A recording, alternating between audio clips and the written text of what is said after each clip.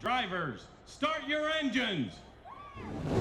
This is MRN Motorsports Monday. One full hour of news, interviews, and opinion about the past weekend's racing action. Pace car's turning off. Be ready. Now here's your hosts, Woody Cain and Joey Meier. Green flag, green flag. 2-4-2 for Joe Gibbs Racing. 2 races down in the chase, and a Gibbs car has won both of them. Matt Kenseth was victorious at New Hampshire Motor Speedway yesterday. He now advances to the next round along with his teammate Denny Hamlin. And then we head to Dover to set the field for the next round. Also from New Hampshire Motor Speedway, Austin Dillon wins the 500th truck race, but the guy who is reasserting himself will join us a little bit later on the program. Matt Crafton finishes a strong second, moves up a spot in the standings, and gains ground on the leader. Meanwhile, over at Kentucky Motor Speedway, Ryan Blaney gets the victory, but it must have been a good race because there were some angry souls afterwards. And my friend Joey Meier always says that means it's a good race. If you're mad at the end of a race, it usually means somebody took something from you, which means somebody else did better than you, and it defeats the whole purpose of racing. Yeah. And we had some people that were upset at Kentucky. We had some people that were upset at Loudon after both the truck race and the Sprint Cup race. So it was a triple header of people being upset. So it was a good – you had to travel a little bit or sit at home and watch it on TV or listen on the MRN app like hopefully everybody did. But there were some people upset, and that produces really good racing. Yeah, it really did, all the way around for sure. And we have Matt Crafton, the winner at New Hampshire Motor Speedway, joining us a little bit later on in the program. As we mentioned as well, Matt, did I say Matt Crafton again? Matt Kenseth will join us. Yep. Matt Crafton will join us. Both the Matts will join us on the program today to tell us about their races from New Hampshire over the weekend. We will hear from Ryan Blaney as well from Victory Lane, our interview with him after he won at Kentucky. He's got a really strong season going on as well. We'll have our on-track, off-track segment as normal, and we'll take your Twitter questions at MRN Radio. Mine is at WI Cain. Joey's is at 2Spotter, the number 2Spotter. Just use that hashtag AskMRN if you have some questions along the way. We'll get to those as we move through the show. But first, a very, very special announcement on today's program. This, my friends, is Joey Meier's birthday. How about that? How does it feel to be 18 years old? Check it out there. Nice picture, huh? Yeah, that's really nice. See? Yeah. Twitter remembers all. There you go. That's exactly right. That's Joey about 3 weeks ago. Yep. Hit the ripe old age of 49, so it beats the alternative of 50. Like me. Yep. Yeah, thanks. It beats Appreciate the alternative. that. But no, but 49 years of age today, so appreciate all that. My parents did a hell of a job.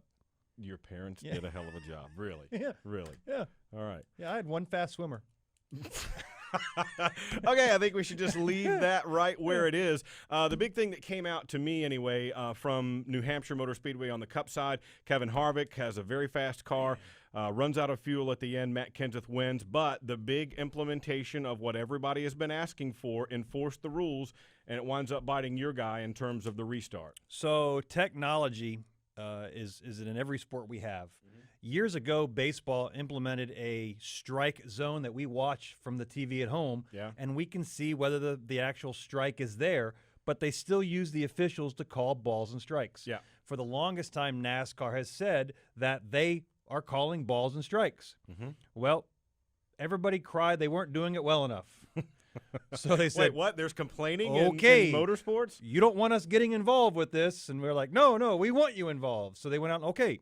So in my opinion, what they've done is they've removed the human element. Well, now they had officials down trackside. Correct, I get all that. But as far as the camera angles and what they're actually utilizing, what they're doing with the track officials is to confirm what the cameras are seeing. And we've gotten rid of the balls and strikes. We've gotten rid of the I don't want to use common sense, but we've gotten rid of the human element. Brad Keselowski was ahead of the 16 car when the green flag flew. Period. Simple as that. Did it affect the restart? In my opinion, no matter what I say, it's going to come across as soured apples, soured grapes, pick your fruit of choice, because I'm on that team. Right. Okay? We saw a restart, or we've seen restarts in the past, namely by our guest today with Matt Kenseth at Richmond, which is where a lot of hoopla was made over, felt that he went early. And he admitted, I had to go early because I had to beat Joey Logano. So we've removed the human element, removed it from our activity on the restarts. Yeah. We got exactly what we asked for. We wanted it to be more specific. We wanted it to be more consistent. And now it will be up for NASCAR's judgment to continue moving forward in that same direction. If they're going to call it that closely, as they did this weekend, then hopefully they continue calling it that closely, and I don't think anybody will be upset. We were upset because it drastically affected our race chances, but we got exactly what the garage was asking. Right. Be careful what you wish for, because Absolutely. you might just get it, and that's 100%. exactly what happened. Well, we predicted a couple of weeks ago that this was going to come up sometime during the chase and bite someone, and now it has. The question is, will it going forward? Will it now the point is made and we kind of back off, or what will we see going forward, I guess is what we're looking at. Squeaky wheel gets the grease, man. There were a lot of guys squeaking, and they got some grease. Yeah. Yes, they did indeed along the way. And so now we're the trivia pursuit question of 2015 of who got the first black flag after they've implemented the camera system, and that was us, the two-car. Good job, guys. Yeah, so there you go. A little trivia to go forward. Happy birthday and all. 100%. There you go. All right, as we mentioned, we do have a really big show coming up for you today. Matt Kenseth will be here, the winner from New Hampshire Motor Speedway. Also, Matt Crafton, the second-place man in the Camping World Truck Series at New Hampshire Motor Speedway on Saturday. He's the two-time defending champ and is moving back toward the top of the leaderboard again as well. We'll also highlight some of the goings-on from Kentucky Motor Speedway, or Kentucky Speedway, rather, where the Xfinity Series ran and Ryan Blaney won. Afterwards, some anger between Brian Scott and Bubba Wallace. Yeah, two things that turned a little uglier even still on Twitter. Yeah, that's a shame. I don't like when it goes towards the social media side of things. I love Kentucky Speedway. I love the personality. It's one of the unique facilities that we go to that, the elevator never works, but that's beside the point. I see you tweet that every time, and I laugh. But the track has such personality because of the vicious winter temperature cycles and the tunnels that they've dug and the way the concrete and the asphalt is settled. Real hot summers, real cold winters. And they don't race any other major series there that require a smooth surface. Some of the tracks we race at, Watkins Glen's a good example. The NASCAR series didn't want it repaved, but because of the other series that raced there, it was almost mandatory to get rid of the bumps. Yeah. We own Kentucky Speedway. It's our very own for full-bodied NASCAR stock cars, and the personality that it has, it puts on a heck of a race. Yeah. So after we get all done with the race, which puts on a great show, Ryan Blaney ends up winning. I loved the interview at Brian Scott when they showed him the video for the first time. In my opinion, Brian Scott came up on the 6 car, but when he got out of the car, his vision was that he got crowded and Bubba came down on him. Darrell came down on him. So when he's watching that video and he says, "Watch the video, look here," and but he didn't let me get going, So we have a tendency as drivers and competitors, we're not going to admit a mistake right away. I'm willing to bet today's Monday, my birthday, 9/28 of 15, that Brian Scott has probably a different version and a different view of what happened on Saturday with him and Darrell. That's hard racing. Nobody did anything wrong. No different than the week before when we saw Jimmy and Kevin get into it. No different than a year ago, Texas with Brad and Jeff. That was just hard racing. Nobody turned down and wrecked somebody. And that's what. But you gotta be happy with two guys. You do when they're upset like that, As a crew guy, you want your guy upset. Yeah. Right, wrong, or indifferent. You don't want him mad. to just say, "Okay, whatever." Oh, had a good points day. Finished third. Right. Great. To me, that's what's a lot of so cool about NASCAR. You don't get to go stick a mic in the quarterback's face after he throws an interception, or the point guard after he has a big turnover. But in racing, when something like that happens, often immediately we hear from the guy about what it was while his emotions are still high. Oh, they're high, and they're not very clear sometimes. They're not very clear, but you get exactly it's a steak without heat. It's raw. Yes, it is. All right, as we mentioned, big show coming up for you today. We'll take a quick time out here on Motorsports Monday. On the other side of the break, New Hampshire Motor Speedway winner Matt Kenseth joins us on the guest line. This is MRN Motorsports Monday. Dale Jr. here. I wear Wrangler Advanced Comfort jeans for any occasion. With new styles and great fits, you'll look good and feel comfortable anytime, anywhere. Wrangler Advanced Comfort jeans are built with a U-shaped construction, so they give you more room where you need it. And their 4-way flex technology moves with you for all-day comfort. In the garage or out and about, Wrangler knows the ins and outs of comfort. Wrangler, real comfortable jeans. Are you ready? To help children forget about their serious medical conditions so they can just be a kid. Then support Victory Junction, which is the dream of late race driver Adam Petty, who wanted to build a camp where children concentrate on fun and laughter, not illness or disability. At Victory Junction, kids enjoy ziplining, horseback riding, swimming, fishing, all in a medically safe environment, all at no cost to the camper. What do you say, Richard Petty? Let's do this. Learn more at victoryjunction.org. Hey, I'm Kevin Harvick. Now back to Joey Meier and Woody Cain on Motorsports Monday. I'm really just thrilled with the momentum we have.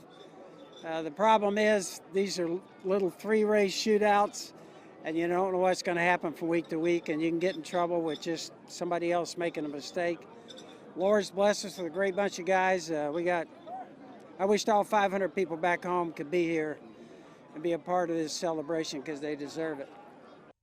Joe Gibbs of Joe Gibbs Racing, the hottest team in NASCAR right now. They have 2 guys already advancing to the second round of the chase. One of them, Matt Kenseth, who won at New Hampshire Motor Speedway yesterday, driver of the Dollar General Toyota. He joins us on the guest line now. Matt, welcome back to the program, and congratulations, man. How cool was that? Oh, thank you. I appreciate it. Yeah, it was, it was fun. We've never had a win that wasn't fun, but, man, when you're not really expecting them and the way things all played out there, that was a lot of fun for us. I wasn't sure when we pitted there and we got up through the field, and Jason did a great job of thinking far enough ahead and had the right strategy, and the guys on pit road did a good job. So it was just a fun day for us. Second time showing up in Loudon. We had no weather issues, so your schedule of the weekend rolls off as scheduled without weather. We have to qualify on Friday. We've had this qualifying format for a while. Are you a fan of it? What's that, group qualifying? Yes, sir. Yes, sir. Is it fun? Is it more fun than just running single lap and that's it, being done? There's pros and cons to it, I guess. I mean, there's something to be said about, the strategy of the group qualifying and some of the different things that goes on. And it's kind of fun because if you mess up a lap, you got a chance to go do another one. You got to do it all 3 rounds. At Richmond, for instance, the first round and second round, I hit it perfect, and we had the fastest time. In the third round, I missed turn 1 just a little bit, and that was the difference between being first and second. So, I mean, there's a little bit more strategy, and, you're on older tires the third round and all that. So things are a little different, but there's also something to be said about the stress and the pressure of just going out there, and especially when they used to do it on a different day, you just show up and the first thing you did is went and qualify, and you got to go out there and, get everything you can out of your car on one single lap, and you don't have any second chances. There's a lot of pressure to that as well. So it's just different. I think I enjoyed them both. They're just different. Yeah, I enjoyed from a standing on the roof standpoint. It's more, being more involved with qualifying. It gives us more time to work together, driver, crew chief, and spotters. But now we qualify. You have 3 rounds. You're 13th. Do you guys attack on Friday that 90 minutes of practice all in qualifying every week, or do you have different strategies for every race? It changes a little bit. I'm not, to be totally honest, I'm not exactly 100% sure. What changes Jason's mind exactly, but he has a plan laid out for every weekend. Typically, we'll go do a couple of runs in the race trim just to, if nothing else, just to get, me up to speed and acclimated to the track and, check your clearances and just do that and get a couple of runs in, and then go in the qualifying trim. That was kind of the case this weekend. The track in New Hampshire just changes so much from the beginning of the first practice to even the middle of the first practice. And then get ready for qualifying that modified rubber when the track is cold. It's just a lot different. So last week we just ran a few runs in race trim, just kind of get up to speed, get the track kind of burned in, and then went and got ready to qualify. So we thought we were going to make the third round there. We went out a little bit late the second round and didn't have time enough to do a second run there and just got bumped right at the end. But we had a decent car Friday. We just didn't quite have the speed there that second round we wanted to have. Chatting with Matt Kenseth, who drove the Dollar General Toyota to victory at New Hampshire Motor Speedway on Sunday. Matt, take us through the end of this thing here. Kevin Harvick's leading. I heard your teammate Denny Hamlin saying we figured he might be a little close on fuel, so I tried to get up there and push him. What was going through your mind and your team's strategy talks going down to the end of this race? Yeah, when all those cars pitted, with whatever it was, 90-something to go, I was kind of in the car thinking, oh, man, how far away? And Jason said 7 or 8 laps or something like that. I was like, man, if it goes green, we're going to be in trouble. Or if there's a caution in 10 or 15 laps and we got a pit and everybody stays out, we're going to be in trouble. And there was several different scenarios where I felt like it wasn't going to work out, and obviously I was wrong. But it worked out just right. They ran just long enough on tires where most of the cars that already pitted decided to stay out. And we had to pit along with a few other guys, and that gave us a pretty good advantage on tires. And sometimes when you catch short cautions, it kind of levels everybody out. But then it went green to the end from there, so you got to keep that advantage on new tires. And Denny and I was really pleasantly surprised how we were able to slice through the field and get up to the top 3 as quick as we did. So once we got to third place, I had thought I had Denny once and couldn't quite clear him and get by him. I got back behind him and ran there just for a little bit to make sure I didn't hurt my front tires. And finally Jason was like, man, if Denny can't get closer to Kevin, you need to get up there because we don't think he can make it on fuel. You got to get up there and pressure him. And Jason was pretty adamant that I needed to go drive hard as I could and get by Denny as soon as I could and try to put pressure on him. So that's what I did. We just ran as hard as we could. I got close to him. I couldn't quite get there. With 5 to go, I was like, man, I might get there, but getting there and getting around him is two different things. He had such an incredibly fast race car, especially for being on those tires. And, he was probably saving fuel in the beginning of that run. And it was amazing how fast he was with the advantage we had on tires. So I could get there. I just couldn't quite get there and get up alongside of him and have a shot at it. So I was surprised when he pulled down and knew he was out of gas for sure. Matt ended up in victory lane at Loudon, and it propels you to the contender round with your teammate Denny Hamlin. The top 3 in points have Joe Gibbs Racing cars, and Kyle's been very, very dominant this week or this entire year. What teammate most resembles your driving style, or is all 4 teams are different? How does that work for you guys? Everybody's a little bit different.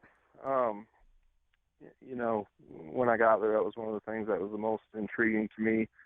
And what I honestly thought was a big advantage for us is Kyle and Denny are fairly different. I was kind of, somewhere right in the middle as far as, maybe driving styles or strategies, type thing. So I think that helps us all really work together. And then adding Carl in there, has helped. Carl's, one of those guys that can obviously win on any given week. And he's been right there in the championship hunt several times. So, adding him was a big plus as well. But I think we're all kind of different. We all look at things just a little bit different and have maybe a little different strategies or things that we do. And, those guys are so helpful. Denny and Kyle, especially when I first got there, they've helped me so much at tracks like New Hampshire and Martinsville and Richmond and places like that. And they've made me, they've definitely elevated my game and made me better at it. So, it's an interesting mix. It's a good mix. We all get along. We all try to help each other as much as we can. And I think that's really showing this year to see how all 4 cars have performed so well, especially with only having Kyle for half a year. I think it's pretty amazing what all the teams have been able to do over there. Matt, late last year and the beginning of this year, all you guys were saying, man, we're just missing a little something here. We need to get a little bit better. And then once it clicked, it really clicked, and you guys have had a dominant summer. And now down the stretch here, obviously when things like that happen, there's not any one thing that you can put your finger on because if it was that simple, it would have been fixed earlier. But feeling-wise, getting a handle on what has made you guys so strong here late in the season, are there a couple of things that jump out at you? Yeah, I mean, I was pretty confident we were going to be better this year than we were last year. And, we started off the year, honestly, not that much better than we ended last year, which was a little disappointing. But we knew we had, we knew we were getting better. We were just getting the 4th team going. Kyle was hurt. So anyway, we just kept working on it and, keep trying to build better stuff. And TRD's done a great job of getting us some more power after the beginning of the year, which has been a huge help. It's just a little bit of everything. It's never one thing. Everybody's just been doing a good job of trying to make everything better. So yeah, certainly about the middle of summer, everything started rolling, and we've had real fast cars. But these last couple weeks, the Hendrick stuff has really picked up. The Stewart Haas cars have been really fast. The Hendrick cars have been really fast.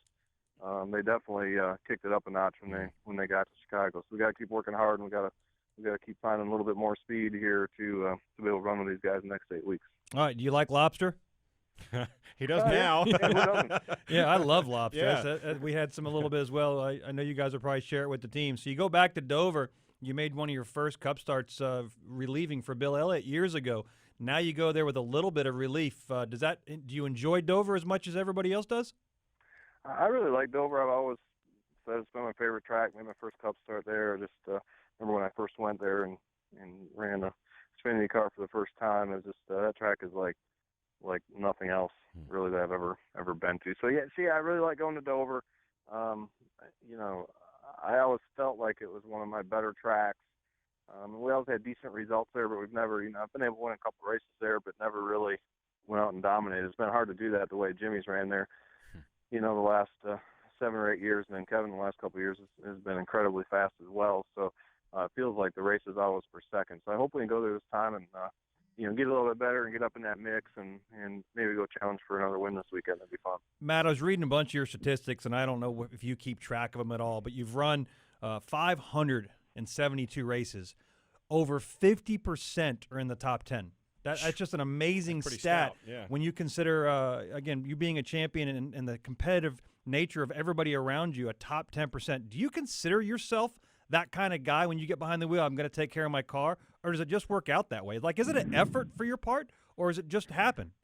Well, I think you're always putting in effort. You're not going to be here long. It's a tough sport, but honestly, I've just been incredibly blessed my whole career to be with some great people, drove great race cars. Not many people get the opportunity to race at this level, much less to be in winning equipment their whole career. So I've just been, like I said, incredibly fortunate. I've had a lot of great people I've worked with, a lot of great race cars, a lot of great race teams and people. So that's always the key. You can't you're not going to look very good in a slow car, and if you get in a fast car and you can try to do your job, decent, you'll hopefully get some good numbers. I know you're a big football guy. You going to kick up tonight and watch the Packers on Monday Night Football? Of course I am. Yeah, I'm excited they're playing on Monday. I got to see the Sunday night game last week, and looking forward to watching the Packers tonight. Lighting a fire on the outside porch and hanging out and watching some football. Yeah, baby, that sounds great right there. One of your competitors, Dale Jr., wants to run a truck race at Martinsville next year. Any thoughts? You got any plans to run any truck races? I can't believe you haven't run a truck race yet. Well, maybe if he goes and runs it. The problem is, I go run Kyle's truck somewhere, but he always wants somebody. He wants me to pay him to drive it. And that just seems against everything I stand for. Right. I'm like, wait a minute, we can't start that precedent. The owners are supposed to pay us. So, but anyway, someday I'd like to maybe run a truck race, and it'd be fun to do it at the same time Dale Jr. is doing. Maybe I should work on that. Yeah. He's looking at Martinsville, I keep hearing, so that'd be interesting. Really cool. Yeah, it'd be fun. Yeah. All right, Matt, congratulations on a strong run in that Dollar General Camry over at New Hampshire Motor Speedway. Good luck to your Packers tonight and this weekend as well. All right, I appreciate it, guys. Thanks. There you Congrats, go. How about Matt. that? We talked about coming into the chase. Could anybody do anything with Joe Gibbs Racing? And so far, the answer is no. Yeah, so far nobody's been able to compete at the level of all four teams. And that's what's so intriguing. When you stand on the roof and you watch our two teams with the 2 and 22 and the Hendrick operations and the Stewart-Haas operations, and you look, and I actually made a joke about it 2 or 3 races ago where all 4 Gibbs cars were running 1, 2, 3, and 4, and I got on the radio and I said, picture time, team picture. Yeah. They were all running together. Running away, too, yeah, at they're that very, point. very stout, very stout. And with Matt's consistency, look, he ran the IROC series with identically prepared cars, finished first, second, third in the 3 years he ran it. Won the series, second, third. In 04 or 03, when he won the championship, he was so consistent they changed the rules. They created the chase. I know, you said that before. Because of Matt Kenseth's consistency. Had 1 win, but had clinched the championship before we even got to Homestead. So there's such a matter of consistency. 572 races, over half in the top 10. That's a really unusual. That's just amazing. Yeah. That's just amazing, the fact that he's that consistent, but can still compete for his 36, 37 wins. Yeah. So you're still – it's not like he's riding around in 5th going, I'm happy, I'm having a great day. He's still competing for those wins and still to bring home a car. He's the guy that's in the field that you walk around and go, how'd Matt finish second? Right. All of a sudden at the end of a race, he pops up there and you go, where'd he come from? Yes, he's had different crew chiefs. He's been with 2 or 3 different teams.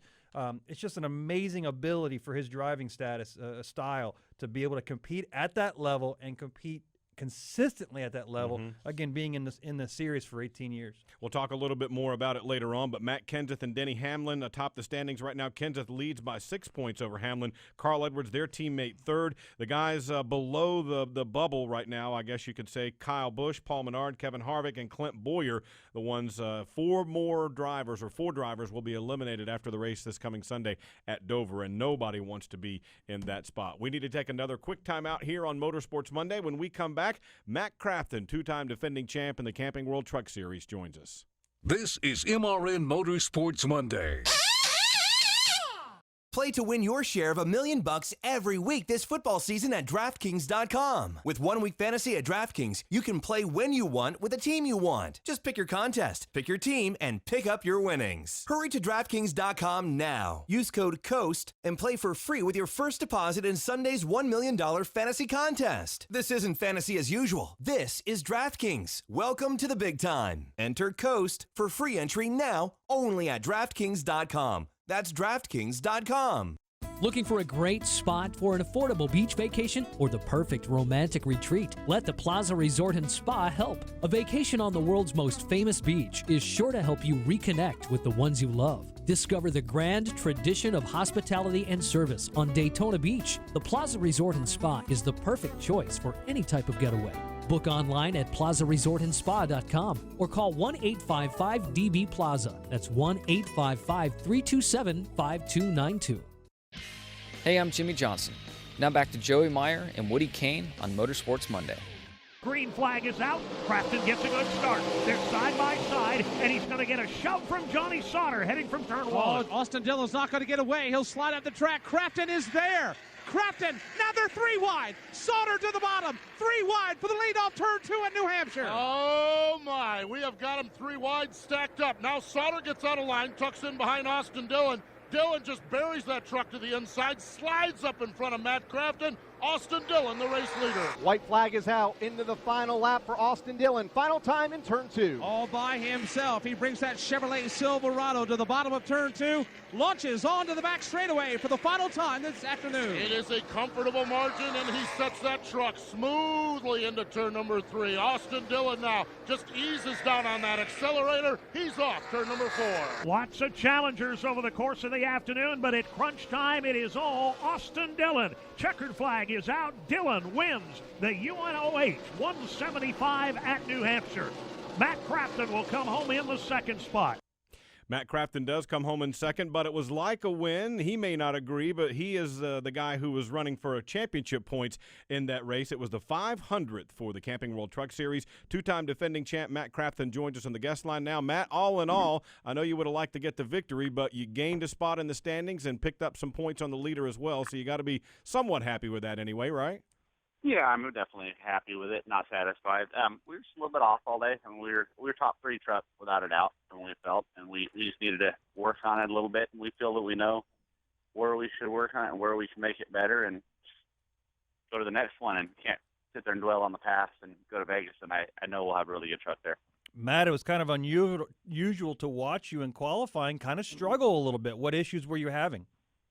This was really free. It was really, really, really free qualifying getting in, and after the fact we went back and looked at some notes, and where we didn't get to qualify there last year. That was the first time back, and went over some notes from somebody and seeing where we were off.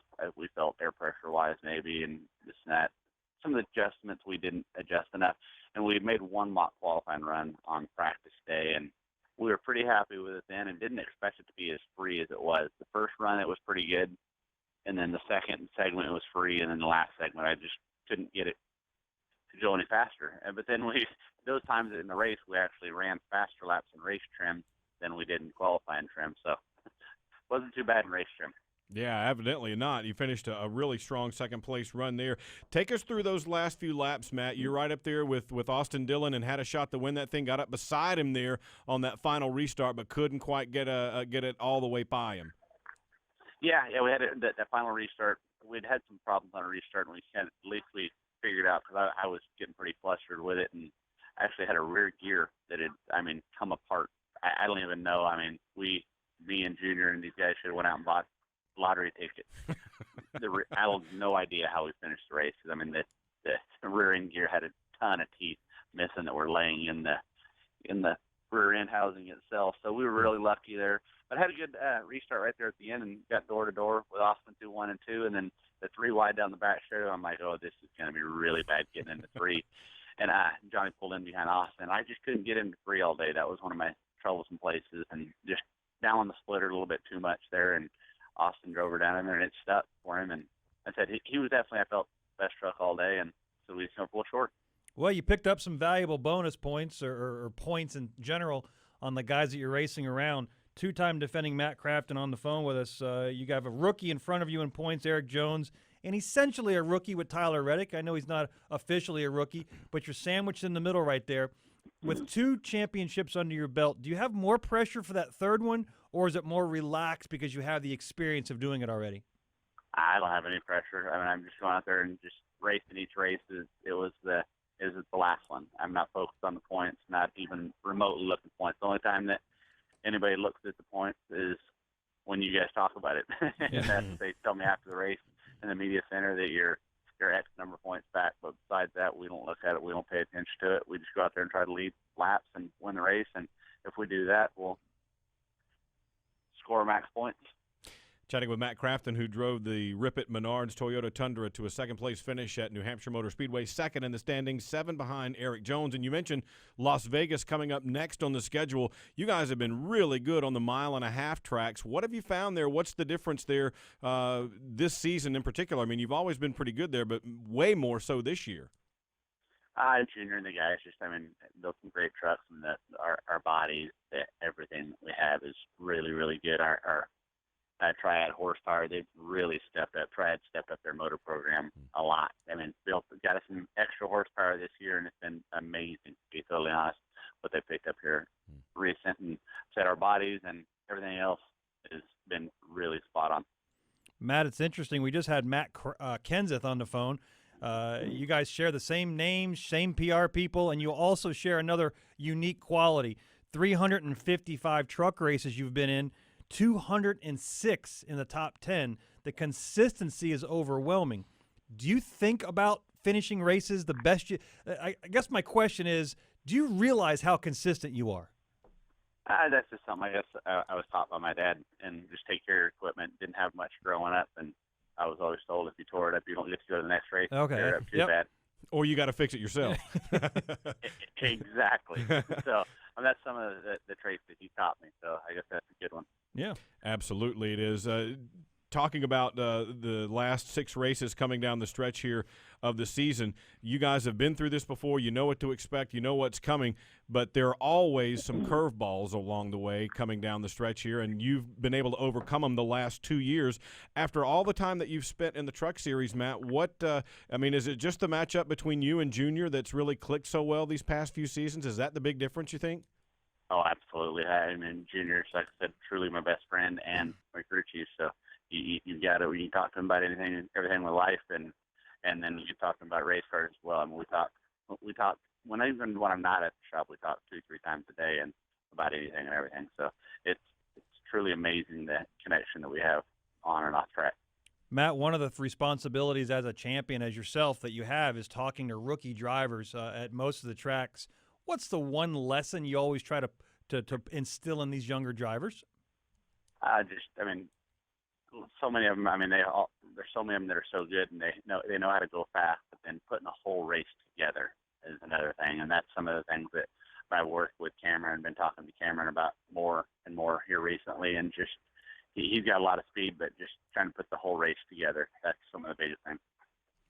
Matt, talking about the remaining races in this season, one of the things we've seen on the Cup side is a lot of squawking about restarts, and a lot of guys saying, well, now with a double file system, you don't feel like you have the advantage you've earned as a leader. You guys haven't had as much of it in the Truck Series, but, I mean, do you feel that way now, too, when you're a leader in the double file restart?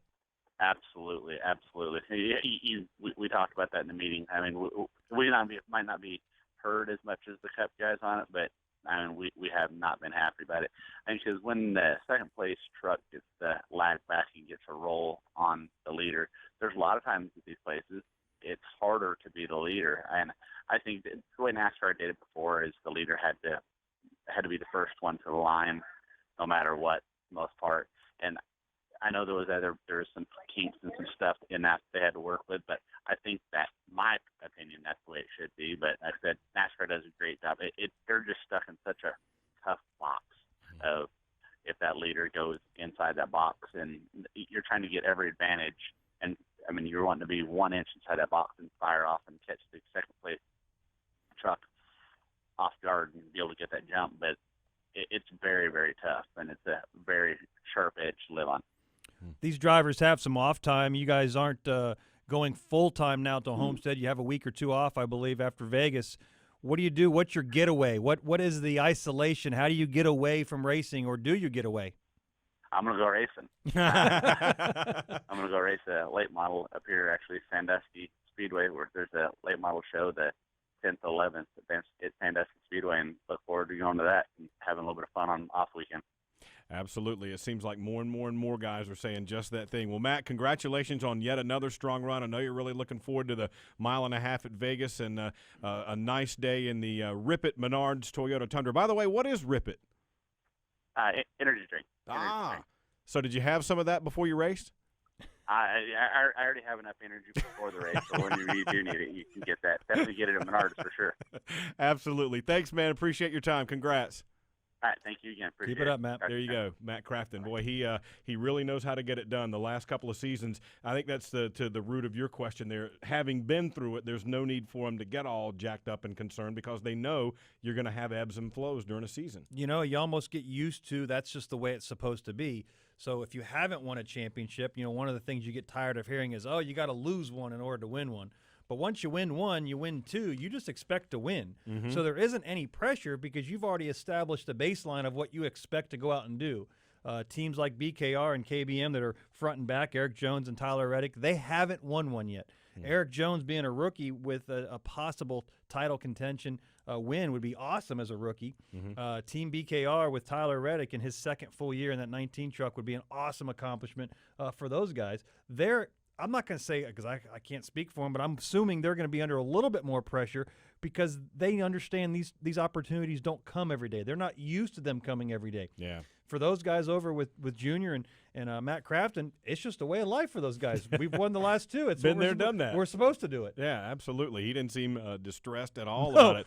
Just a quick programming note. Matt mentioned Las Vegas Motor Speedway coming up. We'll have that one for you on Motor Racing Network. The Rhino Linings 250, or rather 350, comes your way Saturday, 9:30 Eastern, our airtime there for the Camping World Truck Series from Las Vegas Motor Speedway. Tune in for us there, the Las Vegas Motor Speedway. We've got all the truck races here on Motor Racing Network, regardless of what track they're at, so we'll check that one out as well. A big weekend coming up at Dover. We'll also have the Cain East Series there as well. We'll have the finale in that series. The Drive Sober 125 comes your way on Friday. Comes your way on Friday at 5, so check that out as well along the way from Dover. But before we end this segment, wanted to close it out with, since it was so significant in terms of history, the 500th race in the Camping World Truck Series, we spoke with Austin Dillon from Victory Lane. Yeah, that was fun right there. I want to thank GMS for all the support that they gave me to run this truck, and they did a great job setting it up. Let's just go on straight. Heck, what can I say? A win's a win, and I'm really proud of that one. That was a fun last restart with Matt. Him and Sauter on the outside. I was a little worried about it, but I figured 8 was a little bit better than 4 if I had to use it, but it worked out good for both of us. Let's say we heard so much about restarts, and now they're going to be key in this race, and you had a bunch of them towards the end. What was going through your mind on each of them? Because you had a different player on the outside of each time. Yeah, I just wanted it to go green. I really wanted it to go green, and it didn't. But that's what makes these races fun when you get these late race restarts. All right, let's talk history. You're a champion of this series. It's the 500th start in this series. You pick up the 500th race win here in this one. How about that? Yeah, it's very special. Just once again, thanks for Maury Gallagher for giving me this opportunity in GMS, and it's very special to get the 500 truck win. This is MRN Motorsports Monday. There's a more economical way to travel, and that's with a Tom Johnson Camping World RV. Whether you're heading for excitement at the track or serenity in the mountains, get there for less, and you can go more often. Find the RV that fits your lifestyle and your budget from anywhere in the country at TomJohnsonCamping.com. With available nationwide delivery and one of the largest inventories in the country. Check out our locations in the Blue Ridge Mountains, at the Charlotte Motor Speedway, or online at TomJohnsonCamping.com. Waking up to smells of burnt rubber, smoldering campfire, and barbecue sauce. I was there. Cheering on the drivers you love and booing the ones you don't, while watching them battle the baddest track in NASCAR. You can bet I was there. Escape reality for a weekend at Talladega. The chase for the Sprint Cup returns October 23rd through 25th. Call 1-877-GO-TO-DEGA for tickets. This is more than a race. This is Talladega. Hey, I'm Casey Cain. Now back to Joey Meier and Woody Cain on Motorsports Monday. We were on track to have a potentially good finish today. It was kind of back and forth with the 2 and 4 tire cycle that was happening, but definitely on the long run with everyone with 4 tires, or with everyone kind of stringing out. I mean, we climbed our way up to 12, so it sucks. It seems like nothing ever goes wrong on those days that you're just drudging along in 27th. It only happens when you're having a good race. So, but that's I mean, when you, especially at this point in the year, when you get in the mix of the drivers that are in the chase and pushing hard, I guess it's probably more likely to happen. It's definitely everybody's feeling, I'm sure, that pressure to get to the next round, and I don't blame them, but I don't think anyone was intentionally doing anything, but I'm sure there was some intentional hard racing. Yeah, there was. Danica Patrick with not a good finish to what looked like it might be a good day, explaining Murphy's Law there along the way about if you're running bad, nothing really wacky ever seems to happen to you. But it does point out and highlight the intensity that we're feeling in this chase right now. Yeah, well, just to clarify the situation, she was in front of the 31 and 24. That's how good of a day those guys were having.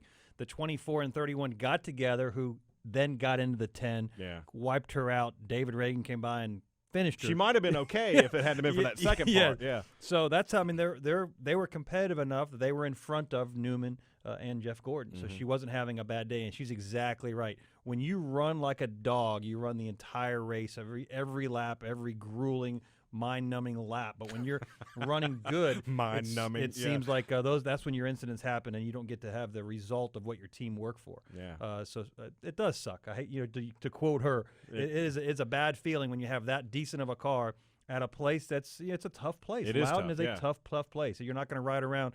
Not that restrictor plate racing isn't physically tough, but Loudon is a more physically demanding track than most. Absolutely. And what we talked about a little bit earlier as well, a lot of talk so far about the restart situation, and we'll take your questions as well, by the way, on Twitter at MRN Radio. Mine is at WY Cain. Joey's, the birthday boy, is at 2, the number 2 spotter. Just use that hashtag AskMRN if you have any questions along the way. We had a little bit of a discussion at the beginning of the show about the new restart rules and how that's been enforced and how it's been going on. Now, your guy wound up getting bit by that, but afterwards, our Kyle Rickey had a chance to talk with Greg Biffle about that specific situation where Brad got called for jumping the start.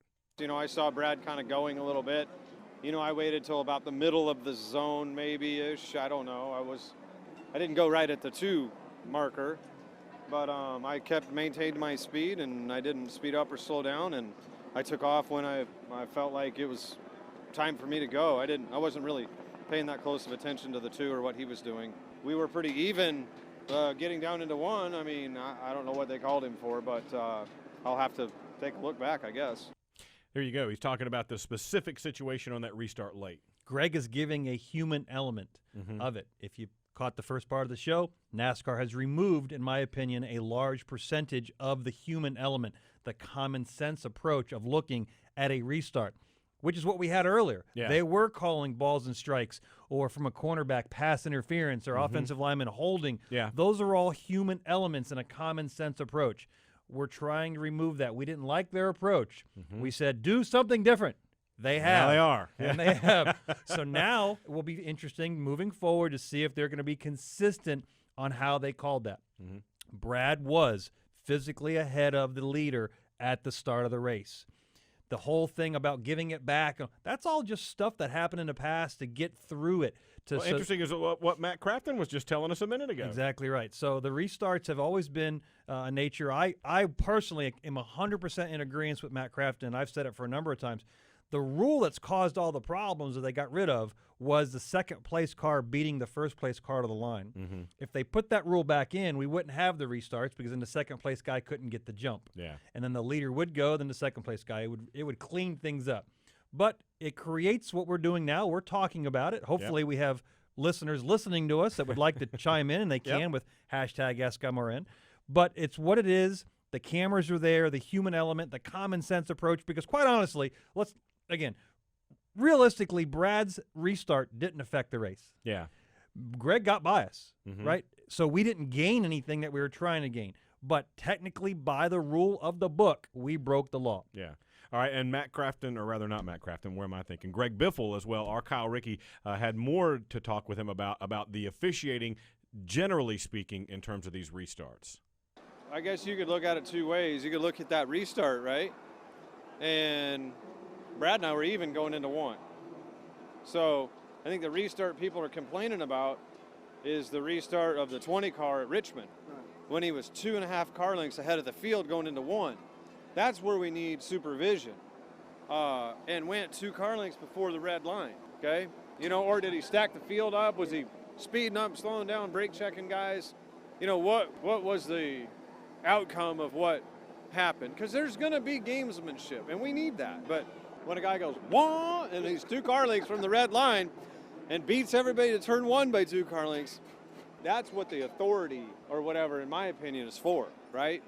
Let us have our fun a little bit right here, as long as it's not, you know, knocking radiators out, and as long as it's relatively even.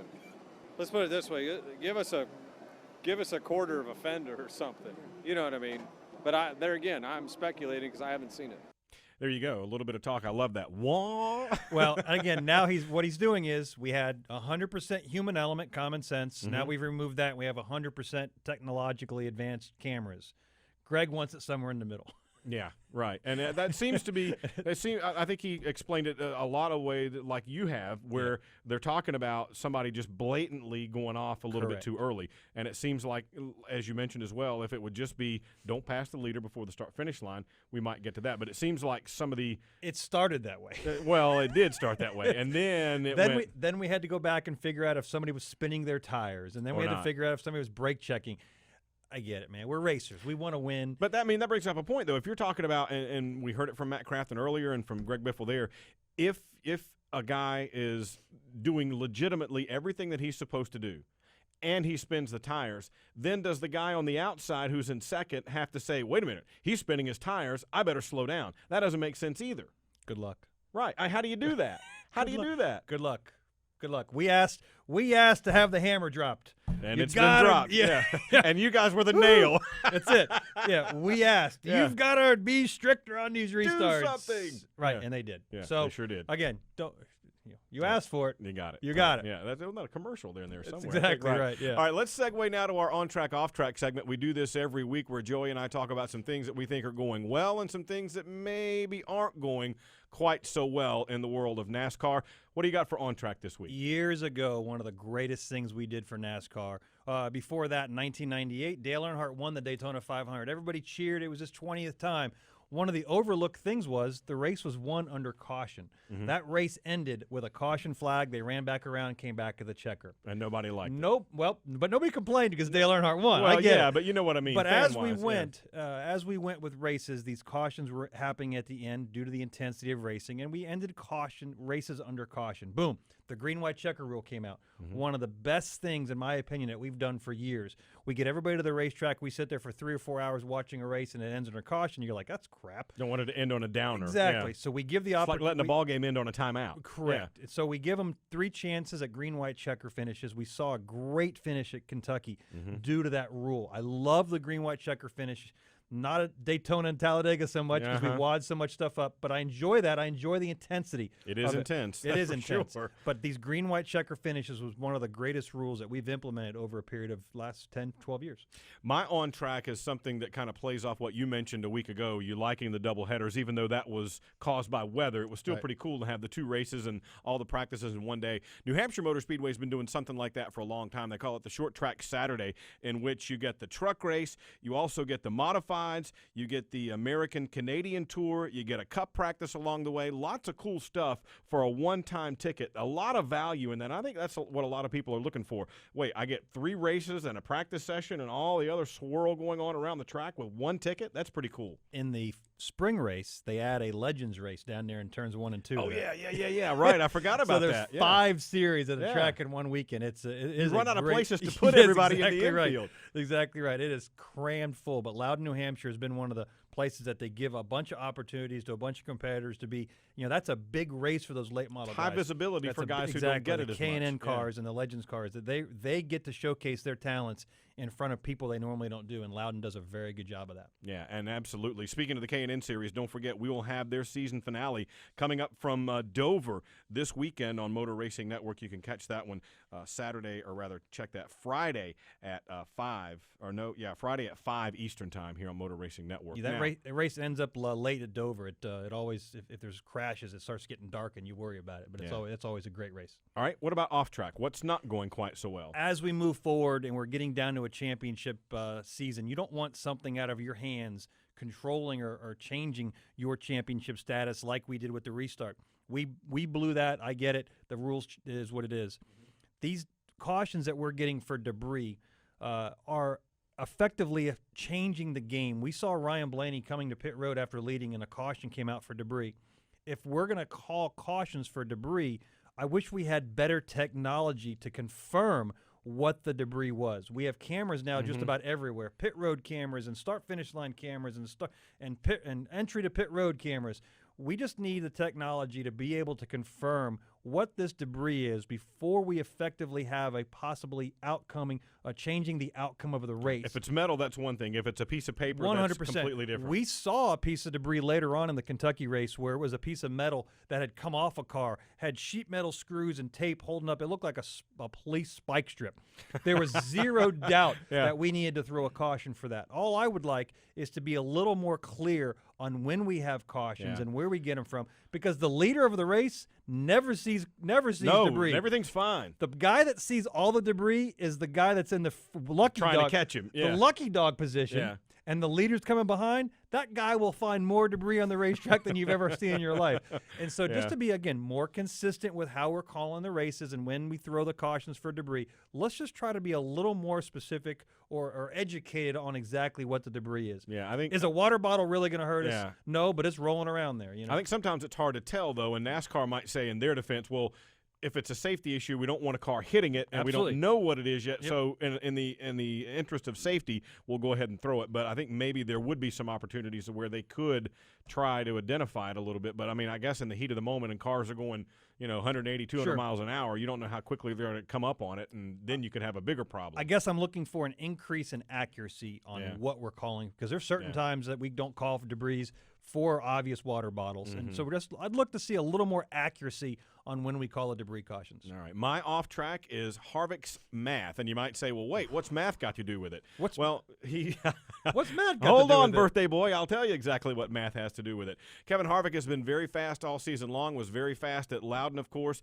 ran out of gas 3 laps from the end. But now the problem is, after the incident he had with Jimmy Johnson the week before and the crash at Chicago, he now finds himself 15th overall, 23 points away from that magical 12th spot. 4 drivers will be eliminated at Dover. From a math perspective, here's what I mean. If he wins, it solves everything. He moves on, and he very well could do that. He finished second last time we went to Dover. Second won't cut it. Yeah, it won't. If he doesn't do that, that means he's got to pass Paul Menard, Kyle Busch, and Dale Earnhardt Jr., not just pass them, not just beat them in the race, but because of the math, he's 23 points out of that last spot.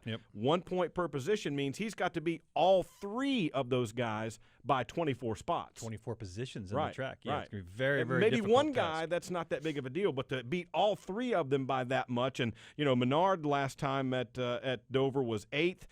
As we said, Kevin Harvick was 6th. Dale Earnhardt Jr. was 14th there. So these guys are going to be able to get around Dover in a pretty good shape. They're not if they have a middling finish, that's good enough if Harvick doesn't win the race. The math is working against him right now. They have an uphill battle. They do. They thought they had the cure for the uphill battle at Loudon, and with 2 or 3 laps to go, their plan fell apart, as well as some other Hendrick-powered machines. And I thought there was some kind of coincidence there with the 41 and the 88 and the 4 all running out of gas. The Toyotas and the Fords didn't run out of gas on similar pit strategies. So they have an uphill battle for sure, but it's one they've seen last year. They had to win Phoenix to move on, which they did, and then they went to Homestead and won that. So, again, talking about the pressure that Matt Crafton sees by defending his 2 championships, he doesn't have any pressure.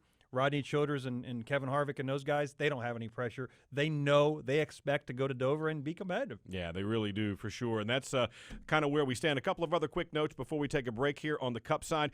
Big news coming out of Furniture Row Racing this week. Martin Truex and that team going to be going to Toyota next year and having an alliance with Joe Gibbs Racing. That's big news. One of the things they were always clamoring for was more product support and technical support from the manufacturer of Chevrolet. They had the alliance with RCR and got plenty of support from those guys in between teams, but the manufacturer support wasn't sufficient. So they changed manufacturers. They're aligning themselves with Joe Gibbs Racing Joe Gibbs Racing, but also getting stronger manufacturer support and engine support from Toyota. So look for an increase.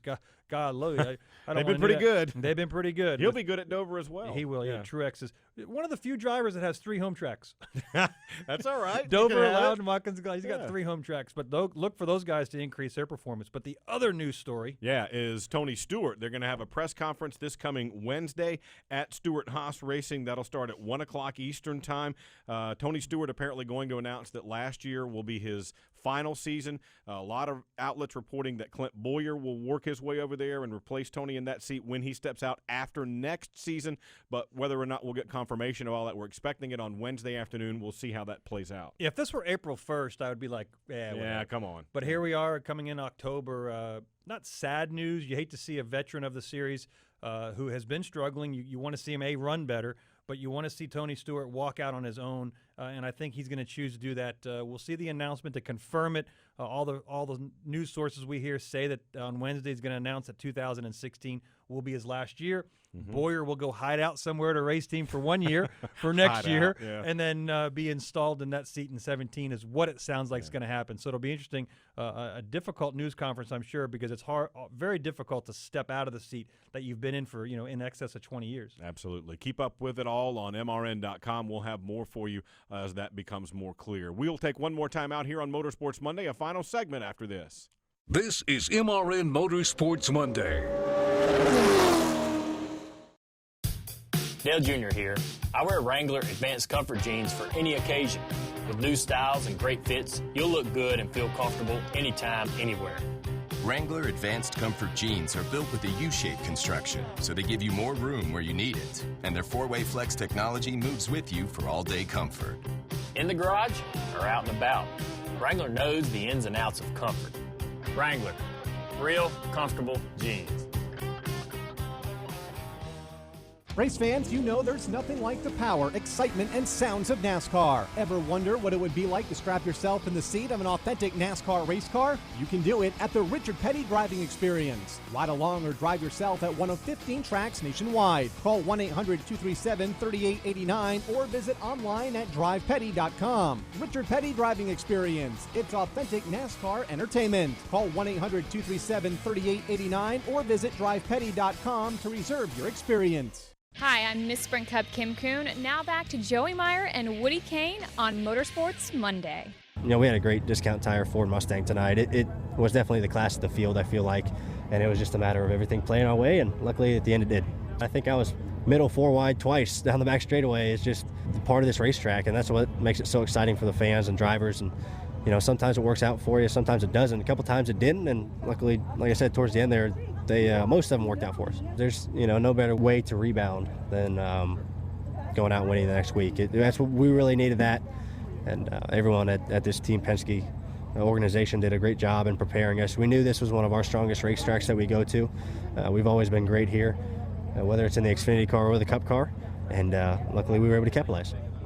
Great to see Ryan Blaney get that victory at Kentucky, especially with all the bad luck he's had on the Cup side in terms of getting rained out at qualifying, and they didn't have enough points to be able to qualify that way. Just a good victory for him. Yeah, he's driving that car for Team Penske, one of 3 or 4 drivers that are defending the Owners' Championship, and he said rebounding last weekend had a left rear tire unexpectedly fail and lost some valuable points. So good to see those guys. They did have the fastest car all night. They didn't lead the most laps because they got caught almost a lap down as they were pitting for a debris caution, had to battle their way back through that. Eric Jones, who started in the rear, ended up leading that race for a little bit of time. Yeah. But really good for those guys. Team Penske continues a very strong Kentucky Speedway run. All 3 of their drivers with Ryan Blaney, Brad Keselowski, and Joey Logano have won in that car at Kentucky, just in the Xfinity car, with different crew chiefs. Yeah, pretty strong. So that's a pretty strong operation there when they show up to Kentucky. Again, I like that place. Of course, the elevator doesn't work, but the race teams do really, really good there. Yeah, absolutely. Ty Dillon finished second in that race. He now trails the point leader, Chris Buescher, by 19 as they head to Dover this weekend. Chase Elliott is 25 points back. We'll have that one for you on Motor Racing Network, the Hisense 200. That comes up Saturday at 3 Eastern, the Cup side, Sunday at at 1:30 Eastern, the AAA 400, all that on Motor Racing Network along the way. Don't forget the K&N East finale at Dover. That'll come your way at 5 o'clock on Friday afternoon. And the Truck Series, they're out in Las Vegas. The Rhino Linings 350, we'll have that one for you at 9:30 Eastern on Saturday night. For Joey Meier, the birthday boy, I'm Woody Cain saying see you right back here next Monday, everyone. You've been listening to MRN Motorsports Monday. Tune in again next Monday at noon for all the latest news, results, and interviews from NASCAR on MotorRacingNetwork.com.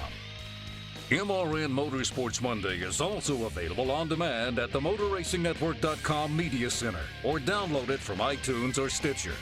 MRN Motorsports Monday is a production of the Motor Racing Network. All rights reserved.